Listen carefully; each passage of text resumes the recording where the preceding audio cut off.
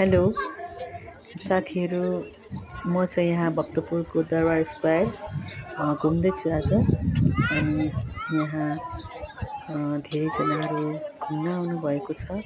यहाँ मन्दिर पुनर्निर्माण पनि भएको छ, हाम्रो हुँदैछ। अनि त्यसपछि यहाँ शीतल ताप्नेहरू पनि हुनुहुन्छ। सबै मन्दिरको माथि बस्नुभएको छ। यो चाहिँ हाम्रो सुटिङ पनि हुँदैछ।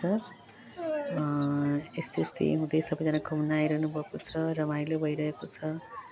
केटाकेटीहरू सबैजना यो 55 झ्याले दरबार हाम्रो भक्तपुरको ऐतिहासिक स्थल, हाम्रो यो दरबार स्क्वायर, प्लिज साथीहरू पनि भिजिट गर्नुहोला। अहिले यो गर्मीको मौसममा सबै शीतल ताप्नु, रमाइलो